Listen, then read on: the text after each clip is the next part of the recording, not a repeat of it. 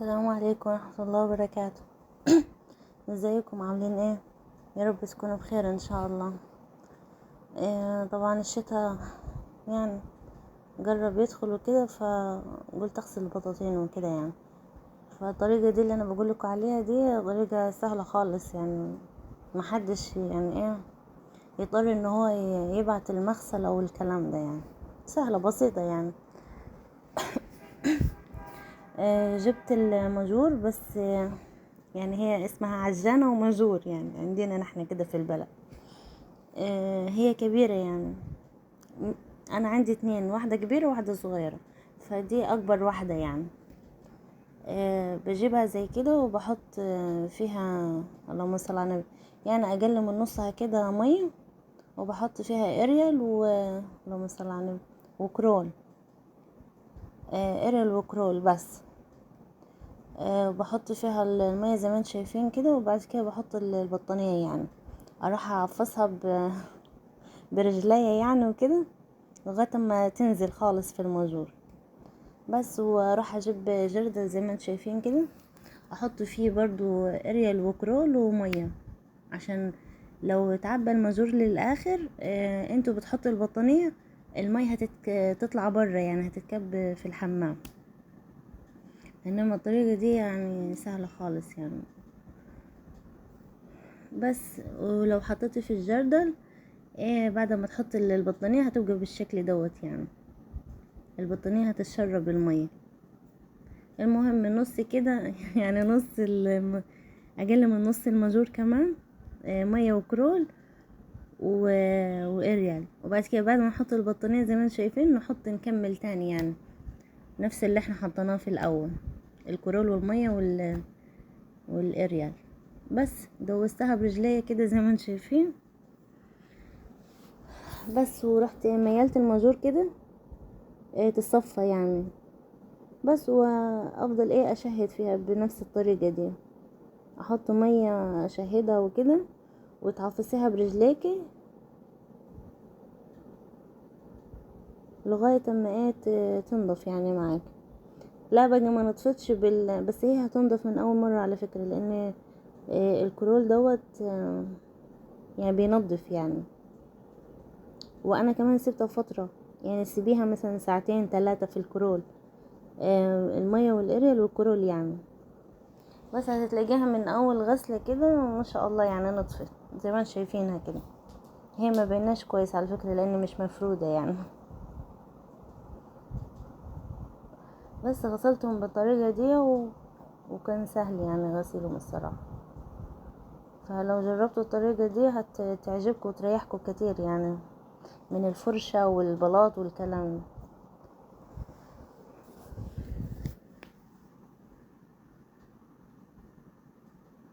انا بوريكم بأداية يعني، انتوا تعملوا لهم طبعا، تعملوها كده برجليكم يعني مش بالأيدين. بس شهدتها كده، شهدت وهعملها مرة تانية يعني، شهدتها 3 مرات يعني بالطريقة دي. واميل الماجور ما اشيلش واحط يعني في البطانية، لا اميل الماجور زي ما انتوا شفتوه دلوقتي، وبيتصفى وحديها البطانية. وبعد كده ادعولي يعني بالطريقة السهلة دي. هنا طبعا دخلنا على الصالة، كانت متشقلبة شوية يعني. قلت اوضبها معاكم لان همسح تحت الكنب يعني.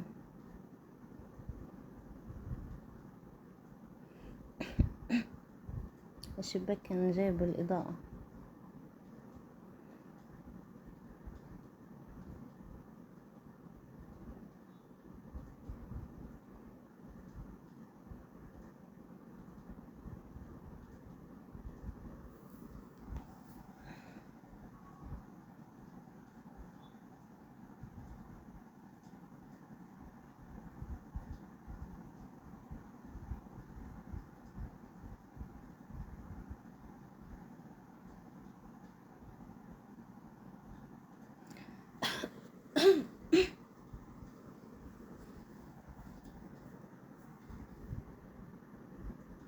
انا غسلت بطانية واحدة بس عشان اوريها لكم يعني قدامكم، الباقي ما صورتوش يعني.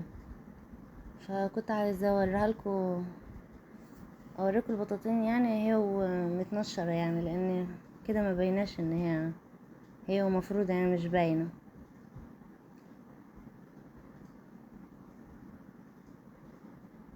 بس رتبت الكنب كده حشيته، يعني حشيت الكفرات دي.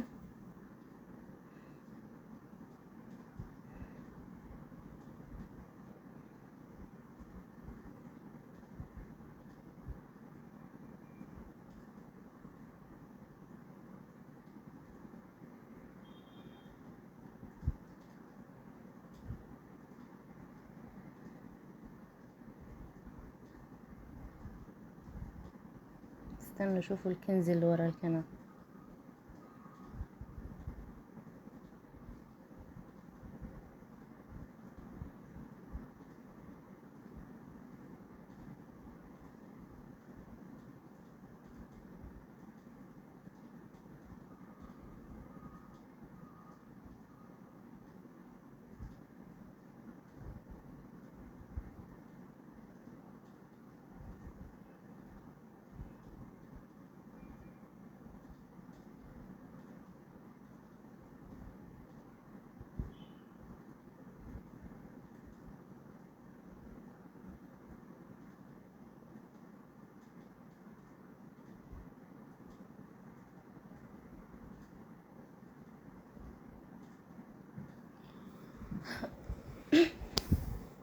يلا، وكل ست بقى لو لسه ما غسلتش البطاطين تقوم تشجع طبعا وتغسلهم، لان زي ما قلت لك يا حبيبتي لو انت ما عملتيش حاجتك محدش هيعمل لك. و يلا ربنا يعيننا ويعينكم ان شاء الله جميعا، يساعدنا ويساعدكم. بس طريقة البطاطين دي غسيل البطاطين دي هتبقى سهلة عليك ان شاء الله. هنا بقى مش عارفة ايه حصل للكاميرا بقى. الفيديو يعني هو المفروض الصورة تبان اصغر من كده، راحت بنت ان هي الصورة كبيرة يعني. مش عارفة كان دوست على حاجة غلط انا يعني.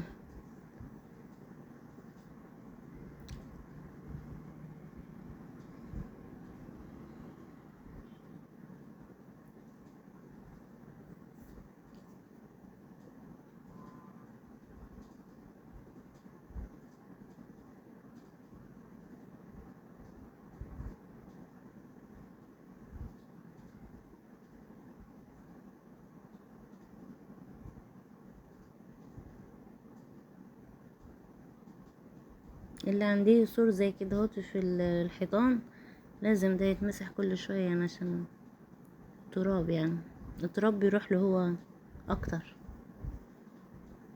فانتوا بتيجي تمسحي كده تاخدي السور ده معاك مسيح. مش عارفة ايه لازمته اصلا يعني، بس هو الناس حطوه خلاص.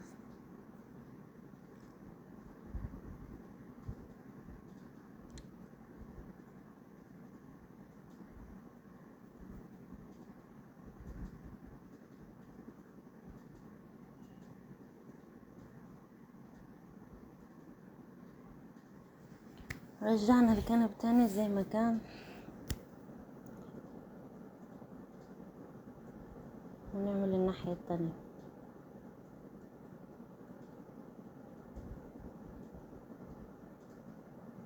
برضه الصورة باينة كبيرة، مش عارفة ليه.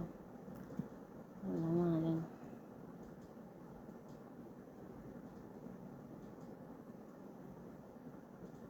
ايه رأيكم في سلة الزبالة دي؟ كراكيب كراكيب، الشقة كلها بتبقى بالشكل ده على فكرة.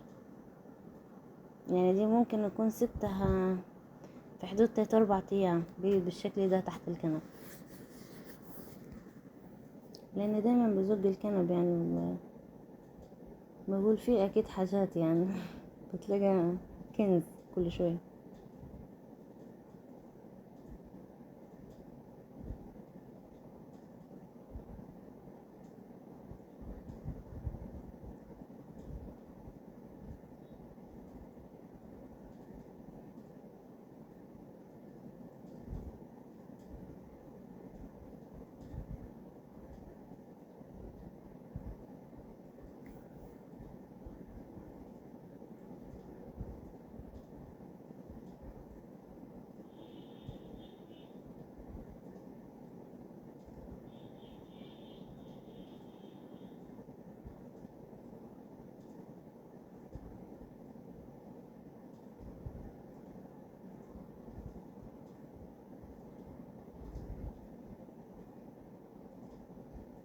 بس كده هكمل باقي الصالة مسيح.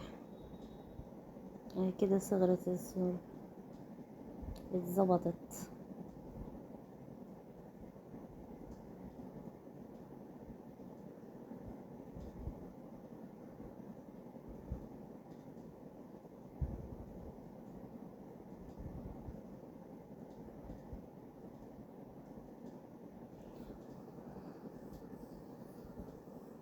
العباية كل ما تتبل مية بتتشد لتحت بقى، بتطول. المية بتاخدها لتحت بقى.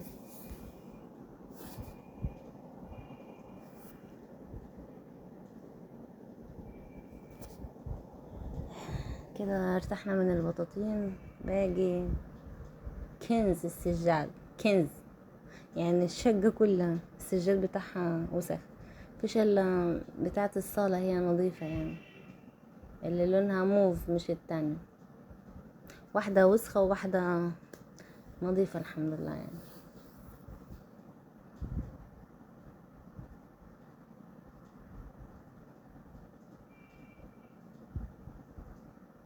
بس السجاد كله فظيع يعني الصراحة. هعمله معاكم ان شاء الله عشان تشجعوني، وعايزة تشجيع على البطاطين دي. مش عارفة انتوا عارفينها باقي الطريقة دي ولا لا؟